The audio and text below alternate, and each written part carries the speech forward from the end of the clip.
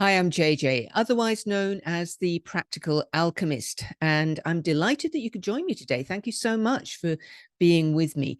This is a new channel, alternatively speaking. The whole idea is to bring new thoughts, new ways of living, new ways of being to you, things that you might not have even thought about before now, but ways of living and being that will really serve us as we navigate our way through life at this point in Earth's history. Because let's face it, we all need some help.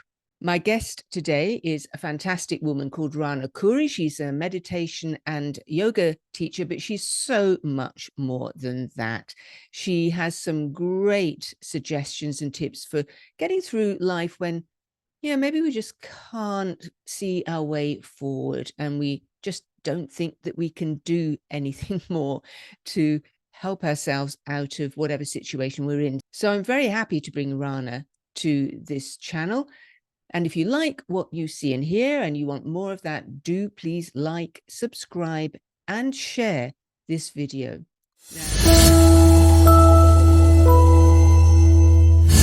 Fabulous. So, Rana, it's fantastic to have you on the show. Thank you so much for joining me today. Now, you do um, not just yoga. You're a yoga teacher, yes, but you bring so much more to the table. Tell us about your work. What is it that you bring together to help people? Well, first of all, thanks for having me. It's great to be here. Yes, my background, I started yoga a good 20 years ago and noticed very, very quickly what a big impact it had. So I went on to do my training, and most of what I do is based around yoga, but it involves a lot of meditation, spiritual practices. And I mean that from a meditative mindfulness perspective, as well as breath work. I work with women on various empowerment, holistic well-being uh, coaching. So it's really looking at them as a whole, looking at their lives, looking at their circumstances, their backgrounds, their histories, and then putting together programs of holistic well-being for them. Yeah, and you say on your website that you've forged a unique connection between science, ancient wisdom, and modern lifestyle. That's basically what we're talking about here, isn't it? Exactly it. I have a degree in sports medicine, so that's the science background and the biology and the anatomy and all of that. But then, and I'm also very interested in the quantum physics side of things, in the when we're shifting our mindset. So I appreciate the backup that science gives me in whatever I provide on an alternative or spiritual perspective, because they like to hear facts. They like to understand that when you're taking a breath and when you're breathing in a certain way, there are certain chemicals in your body being released. They like the scientific fact behind it, which gives it a little bit more credibility for some people. Yeah. And the just, I love that you say people do like facts. They do. And science is catching up with some of us here because science is beginning to accept and realize that a lot of what they would have called a bit woo-woo Exactly. is actually based in fact. Exactly. Exactly. And I have people from both ends of the spectrum, people who are all about and happy with the woo-woo, which, to me gives me joy because there's a certain element to an extent. But then there's people on the other end of the spectrum who come to the classes and really just want to know physically, how is this going to help me? Why is this meditation working? Why does this breath work? So I like to have both. Right. And because you have that background, you can actually explain why breathing affects us and how meditation affects us. So if you would go into that a little bit about how breath work helps us. And I mean, we've talked about meditation a lot on this show, I'm sure, and a little bit more about how meditation affects us in terms of the physical. Perfect. Well, as we all know, meditation, I'll start with meditation, I'll get into breath work. Meditation, it's a way to really get centered and turn your gaze inward. we're so consumed by our outside world and by the external landscape that we very seldom take time to stop and really examine the internal landscape. And that's paramount, especially when we're bombarded with so much messaging, as you well know, not just the media, but everyday life. So meditation is a way to really get still. And it's not, there's a misconception that meditation is about quieting your mind, because that's virtually impossible. The human brain is constantly on the go. But the prefrontal cortex, where we do all our day-to-day thinking, all our decision making, this is the most active part of our day-to-day life, that part of our brain. And by meditating and focusing it, single-minded focus, it helps us really tap into not just the silence and give us the space to be, because there's a big obsession in our culture with the doing.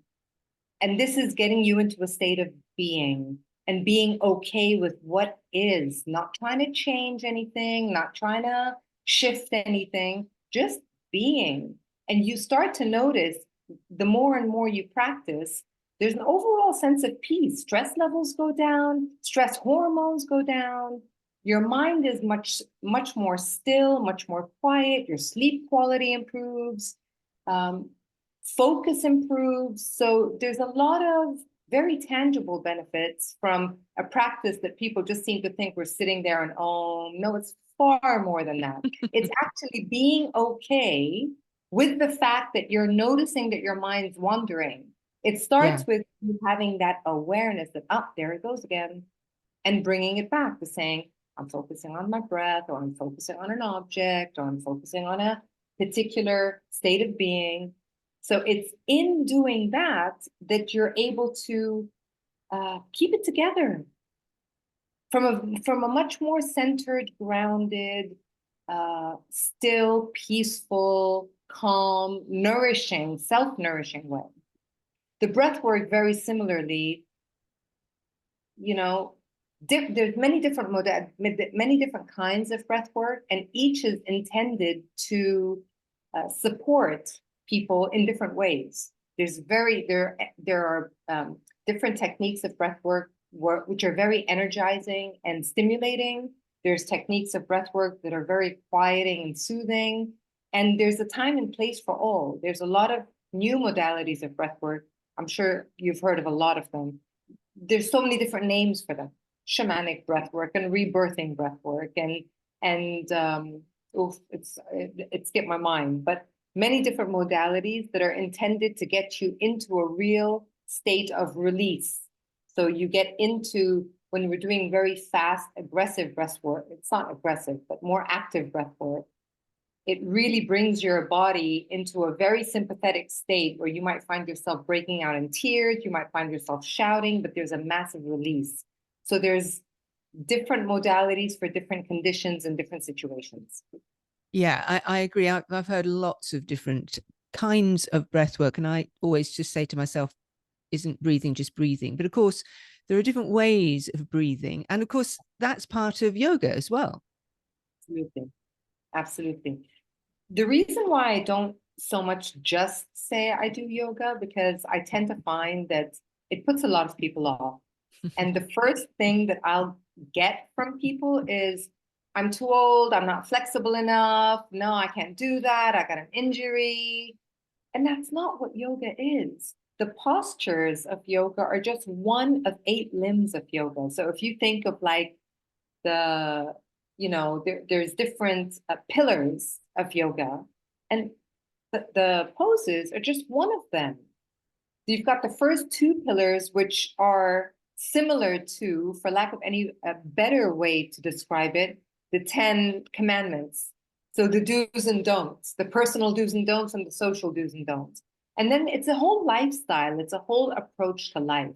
So the word yoga means union, and it means the union of your mind, body, and spirit. If you are healthy in your body, but your mind is stressed and all over the place, you're not a healthy person.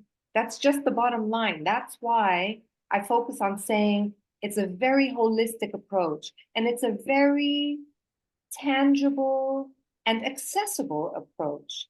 It doesn't matter if you're 16 or 60 or 80 for that matter. It's for everybody. There is no one size fits all. The poses don't have to look a certain way. The poses are just one small part. It's about, while you're practicing, being very present with what is, noticing that if you're practicing but you can't breathe, then you need to back off the pose. You don't need to push yourself in the pose because it has to look a certain way. Back off the pose. I say in my classes, I'd much rather see you taking child's pose, which is a relaxation pose, for the entire session and breathe properly, rather than struggle through the poses to show me how great you are at the poses, but then struggle in your breath and your mind's all over the place and you're thinking about what you're going to make for lunch. You've kind of defeated.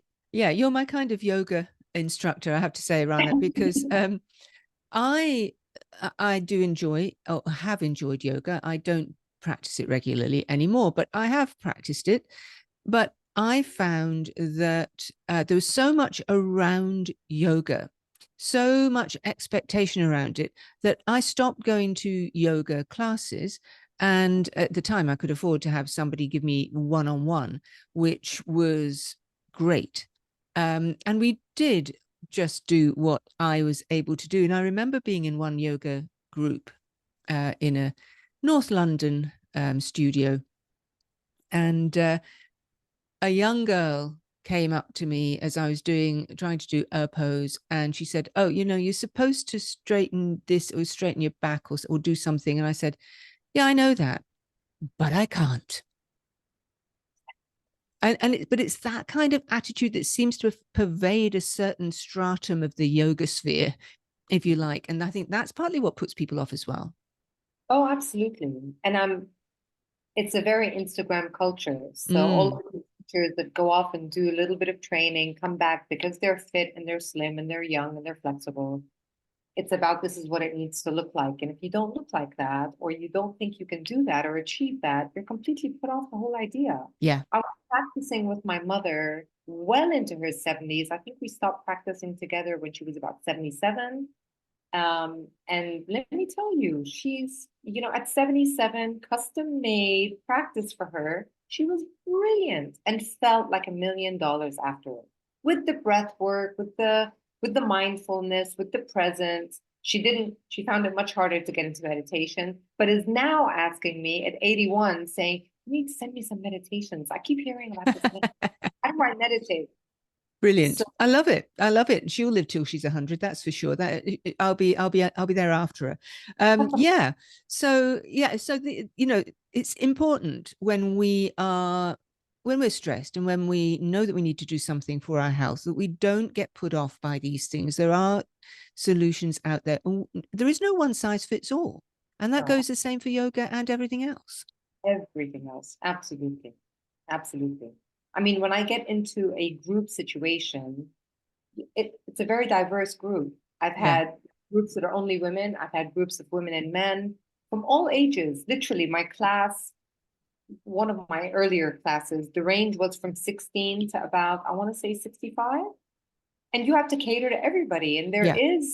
And it's not impossible to do because there are variations that can be done. And the postures are meant to be a guide to reach a certain, I don't want to use the word goal, but it's there to, for example, open your heart. So if you can only move in certain way that you can open your chest in order to be able to breathe deeper, you've done the job. You are going to feel exactly the same elation as somebody who could go all the way and do the whole extent of the pose, because you're working with what your body is telling you to do and respecting and honoring where you are here and now. I can't tell you how many people I have coming saying to me, "You know what? I used to be able to do this. I was in gymnastics when I was in school." Yeah, but you're 55 years old now. Yes. Yeah. Yeah, but you're 100 now. Yeah. And there's nothing wrong. The most inspiring teachers for me from the day I started were not the young, agile, slim, pretty, picturesque looking, picture perfect teachers. I was always inspired by the older teachers who, even as they aged so beautifully and gracefully with so much strength and power and confidence that I was thinking, I want to be able to do with my body, because your body is designed to do everything that yoga teaches us to do. Yeah. The fact that we can't do them is more of a testament to our lifestyles, is that yoga is unaccessible. Yeah. You know, Yes. we And sit too much, we don't move too much, we eat too much, we're very sedentary. So we squeeze our feet into ridiculous shoes. Our postures are all bent over now because we're all on social media. So the fact that we get into class and I'll show somebody to say, sit on your toes and heels, and your toes are meant to be able to bend back. And if they don't, it's not because you're old or stiff, it's because you have not allowed your body to maintain its openness and its mobility over the years. That's all it is. It's a very loving and kind approach. yes, I love that. And do you find, I've noticed recently that we're seeing a lot of social media posts with older women predominantly, who they say are in their 90s or whatever, and they're doing these extraordinary, they just look beautiful, they're well, honed muscles, they're flexible, they're able to do all these yoga postures. And I sometimes wonder whether that isn't doing or giving the opposite message. We don't, it's not all about striving for perfection. I mean, we Right, should be able to be that right, great as we age, but right, let's be real about it. right. It's not about looking any which way. It's about how it makes you feel. And I say that in my classes all the time. It's not about what it looks like, it's about what it feels like. So whether you consider yourself, overweight, or, I've heard the whole gamut of excuses as to why people can't or don't want to practice. It's not about, oh, I've been asked, will I look like you if I keep practicing? But why would you want to look like me?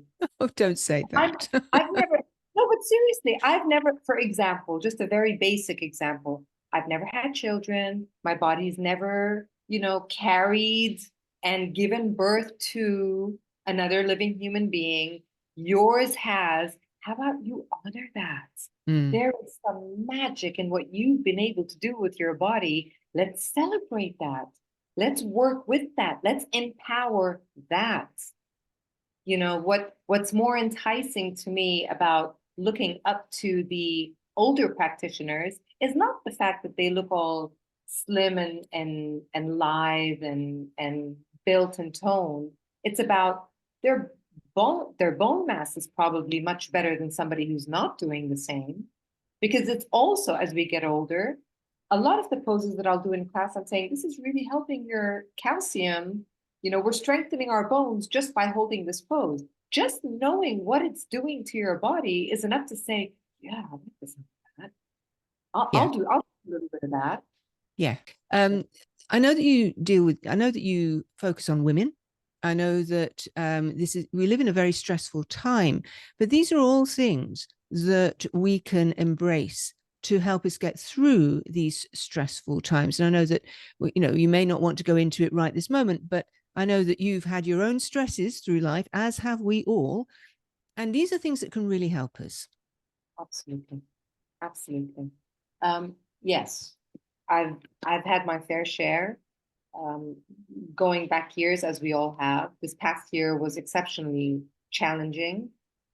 All of these practices are intended to help us, literally, it's exactly what you said, to literally navigate our day-to-day lives in a very conscious, present, grounded, clear way, without letting the noise, the external circumstances affect how we manage our lives.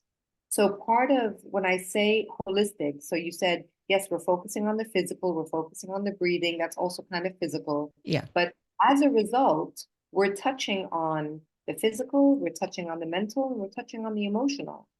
So when life serves up its, array of challenges that we never know where they're going to come from.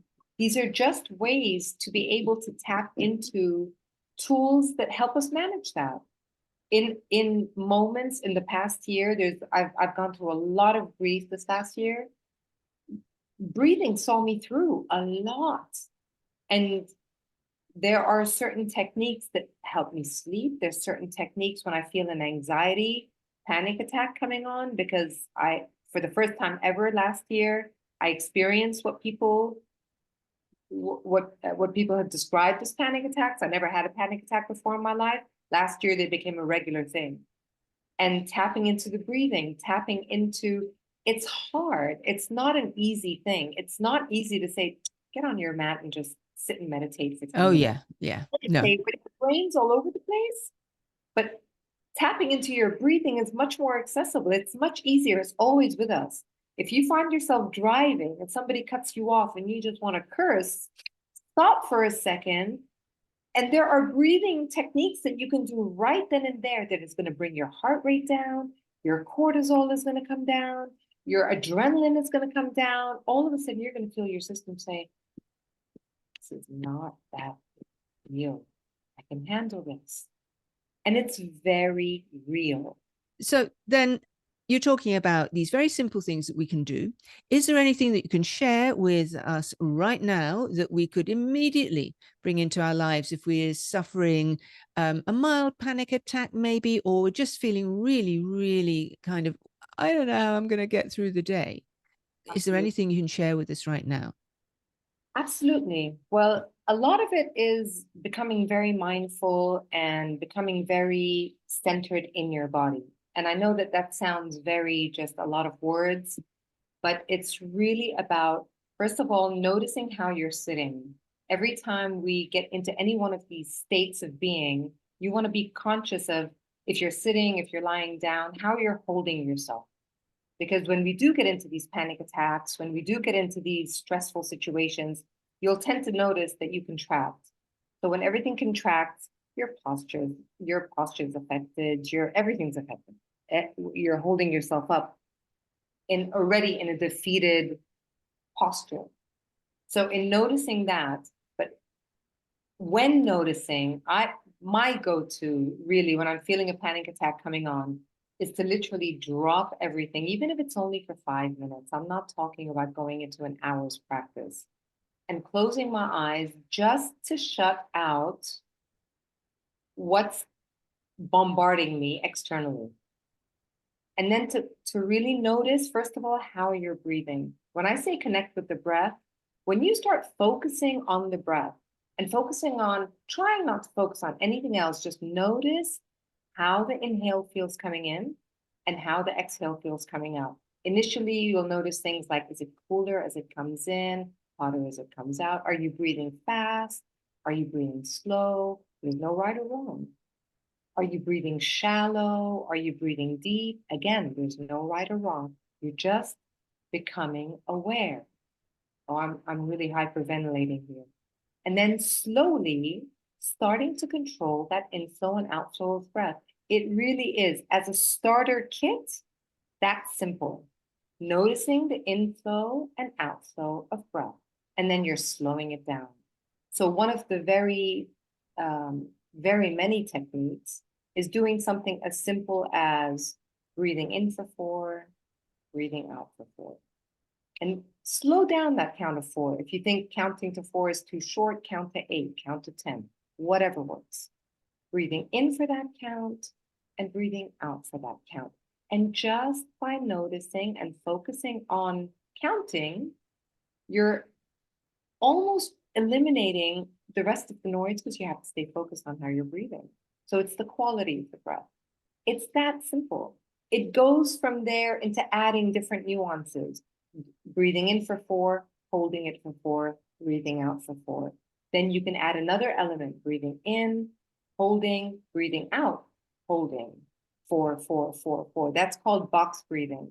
And that's one of the most common, most go-to, easiest access breaths that you can practice without really having to get into anything too fancy. It's that simple. And you will find, if you give yourself time to do this, but really focus on, we say belly breathing. You're not actually breathing into your belly, but it's more about really fill up your torso. So really feel your chest expanding till it can't expand, but then your belly, as though you're filling up a balloon, and your entire torso gets so full of breath. And then as you're exhaling, you're gently contracting your belly back and your chest back. It's that easy. And it's, you said something which is so apt, that you say, yeah, everybody talks about breathing, but aren't we all breathing? Yes, we're all breathing, but you'd be amazed how unconscious you were breathing. Yeah. Just Yeah. bringing that consciousness to it. That's it. Exactly. And it is so simple. It really is simple. We tend to complicate everything so much, don't we? And if only we sort of brought things back to just basics now and again, I think we'd be a lot better off. So it's wonderful to hear these tips from you, Rana. Now, if people want to find out more about you, you do work with people both on an individual basis and also in groups, I think. Now, where do people find out more about you and your work? It would be on my website. It's www.yogarising.org. All my information's on there. I'm not as active on other social media platforms with regards to the yoga. I'm active in other ways, but yeah, I haven't gotten around to that yet. But yeah, that's where people can find me. There's my email, there's all the information about what I do.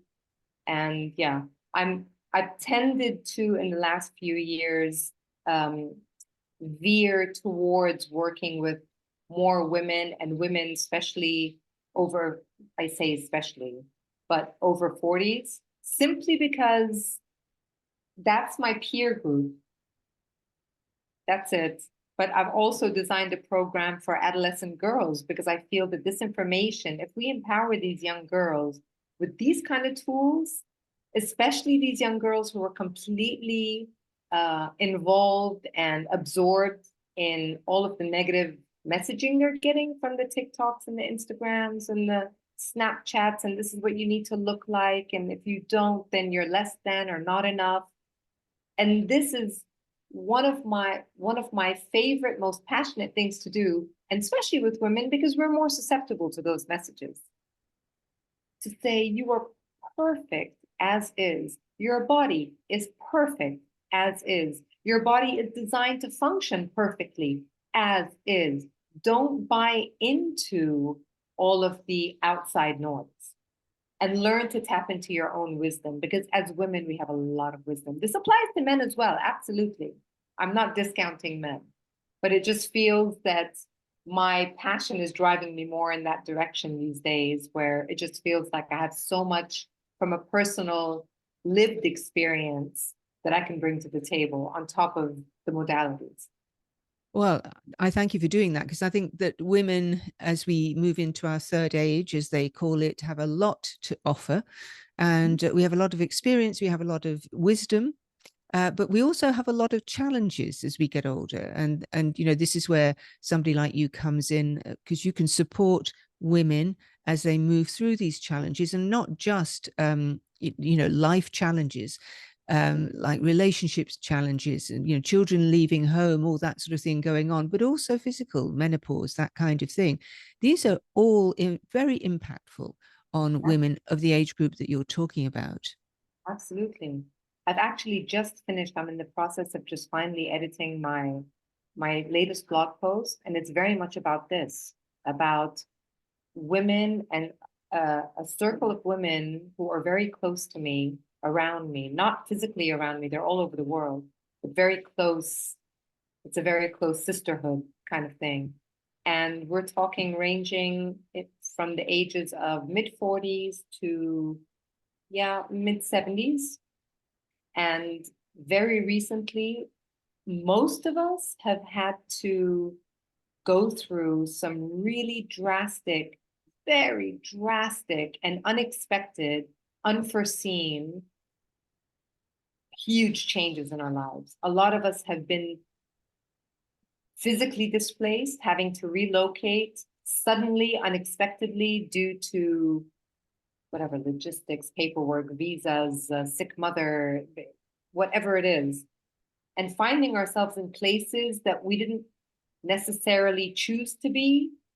But then all of us during this very powerful time in a woman's life, and this is what I feel like I just want to cheerlead, and what I want to, it's such a powerful time in a woman's life that we're all, most of us postmenopausal, a couple perimenopausal, but what's very seldom talked about and celebrated in our culture is the power that comes with this period of a woman's life.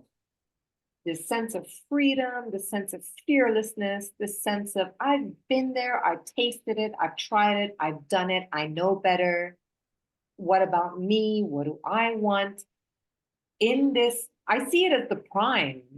We're building up to this magnificent phase of life where we've been taught that it's all about decline and decay, and you're falling apart and you're shriveling up and you're dying, and you're not you're not sexy, and you're not. Mm-hmm. I find that absolutely ludicrous. Yeah. Yeah. Even in a general casual conversation with girlfriends where they say, oh God, I'm getting close to menopause and I'm just dreading, and I think I'm going to go on the hormones because I literally had a girlfriend of mine saying to me, oh, I'm going to stay on these pills forever because I don't do menopause. I said, what do you Wow. mean do menopause? Wow. Nobody does menopause. Menopause is a natural part of our life cycle. Yeah. Yeah. Not something to be, feared or, run away from. So And I've that's seen not, all of these beautiful women. I'm sorry to interrupt. no, All of these no, I'm sorry. women who are coming into their own in a way that is awe-inspiring. All feeling fear, all feeling, I just don't know where this is going, but all from the sense of they all meditate pretty much. They all tap into these different modalities as well. And another big thing is there's a support system, and the support system is so important. We are Yeah. each other's support system. Yeah, it's very important. And I do feel that, a lot of women have suffered, let's be honest, with going through menopause, but it isn't something to be feared because there are ways of getting through it. I don't think I really suffered at all. I remember having some night sweats for a short, very, very short while, and that was about it, really. Not everybody does have a problem. No, but And if you do have a problem, it can be dealt with. It's nothing and to there's fear. so many options these days. Yeah. It's not like it used to be back in the day where it was a one size fits all. I even Yeah. had a gynecologist a few years ago saying to me, okay, when I put you on these hormones, I had a very, very different case and a very unique case. So mine is not a normal, everyday, average transition. So I did have to go on the hormones, and I loved being on the hormones. But then when I got off the hormones, again, personal challenges. I got off them for a few years saying, I'm going to do this naturally. And I got off them without weaning myself off. So my body went into shock. And I got every possible symptom known to womankind amplified tenfold. Wow. Wow. I can talk about it till, Yeah. Yeah. Well, but I'm glad that you've got through it now. oh yeah. And I'm glad that you're sharing your wisdom. And thank you so much for sharing your wisdom with us today, because I think that it's very important, and I think it's lovely that you have focused on a certain sector of society, women 40 and above, who probably do need a little bit extra help. I think everybody needs extra help right now, but I get that women of a certain age, really, it's great for us to have a little bit of a helping hand as well. So thank you so much. Thank you for everything that you do, and thank you for joining me today. And again, your website is, tell us. yogarising.org. Yoga Excellent. Rising, one word. yogarising.org. Thank you so much, Rana. Thank you. Thank you so much. So there we are. Thanks for watching. And remember to please like, if you did like what you saw and heard, share this video and comment and let me know what else you'd like to see. Tell me what else you want to know about. But I'll be uploading videos like this, interviews like this, plus some other different kinds of videos as the days and weeks go on. So do stay tuned for that. Subscribe so that you don't miss out. I'll see you again soon. Thanks a lot.